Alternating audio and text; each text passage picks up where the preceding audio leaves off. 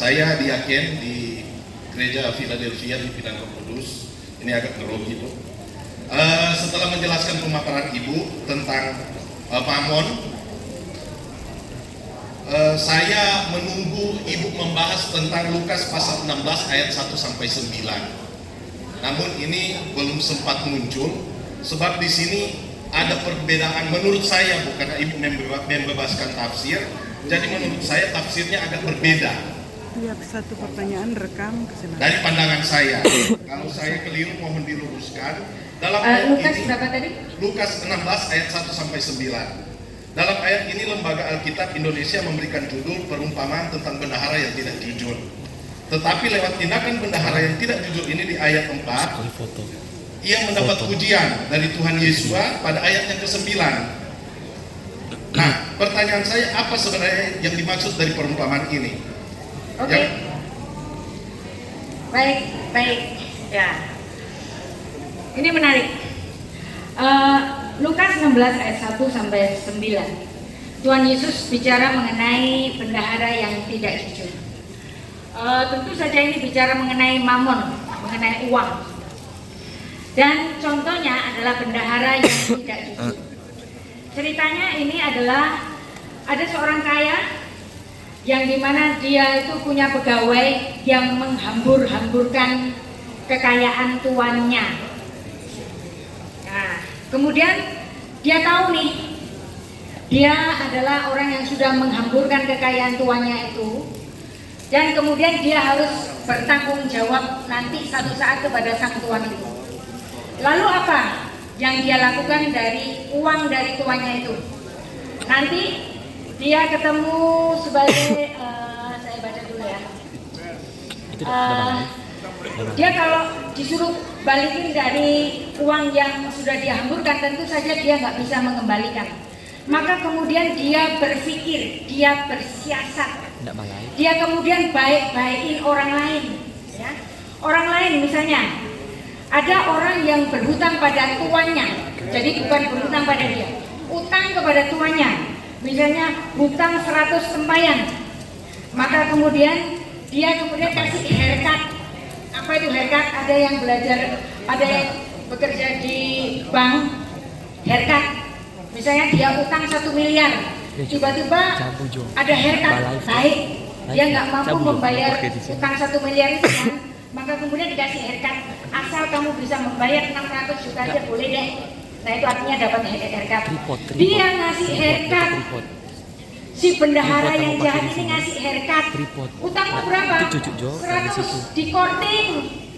Dia kata, oke, aku kasih sekarang surat utangnya bukan 100, tapi aku kasih misalnya 50. Terus ketemu lagi, utang kamu berapa utangmu kepada tuanku? Ada yang utang misalnya berapapun. Terus dia semuanya kasih korting kepada orang-orang yang berhutang kepada tuannya ini, supaya apa? Supaya si hamba yang bendahara yang tidak jujur ini, kalau nanti dia dipecat oleh tuannya, ini orang-orang yang sudah dikorting uangnya, itu kemudian dia mau bantu dia. Kan kamu kemarin aku kasih korting utangmu 1 miliar dari 600 juta, ada yang 10 miliar jadi bayar 1 miliar saja di korting.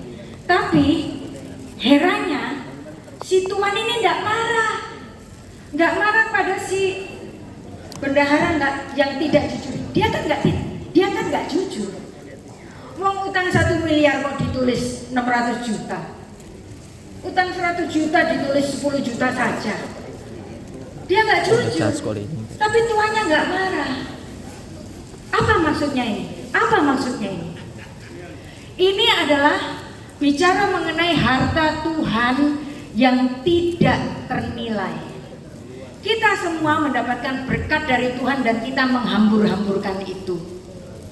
Apabila kita punya kuasa untuk harta Tuhan yang besar itu dan kita tidak memberikan belas kasihan kepada orang-orang lain yang juga berhutang kepada Tuhan, maka itulah yang terjadi pada hamba Tuhan ini. Maka bendahara yang tidak jujur ini malah dipuji oleh tuannya. Jadi marilah kita menjadi bendahara-bendahara yang tidak jujur. Kita itu dosa kita banyak sekali sudah diampuni oleh Tuhan. Tapi kepada saudara kita yang gara-gara minjel mobil terus kemudian nabrak, besok kita jadi marah-marah, kemudian kita nggak mau ngampuni dia. Ampunilah dia, karena berkatmu lebih banyak daripada sekedar mobil itu. Jadi ini bukan bicara mengenai mamon yang jahat, tetapi mamon dalam hal yang baik. Jadi uang, bapak-bapak, ibu-ibu, tidak selalu bermakna jahat. Uang juga bisa bermakna baik. Seperti juga anggur, wine. Wine itu tanda sukacita, tapi wine juga bisa memabukkan.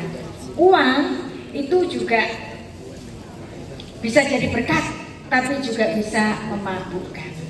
Nah, mengenai berkat yang Tuhan gambarkan sebagai mamon ini, kita itu bisa memberkati sesama kita dengan mamon, kekayaan yang dari Tuhan, yang kita dapatkan dari Tuhan. Jadi makanya ini tidak saya bahas, karena ini tidak menyangkut hamba Tuhan yang jahat. Ini justru kita menggunakan uang kita, berkat yang kita dapat kepada orang-orang lain. Dan Tuhan nggak marah, yang hartanya luar biasa itu. Ya, baik Ibu. Sebenarnya ada 3 pertanyaan lagi, tapi sepertinya sudah terjawab di yang pertama. Ya, terima kasih. Jangan lupa Bu bukunya. Ya. Baik, kita lanjut.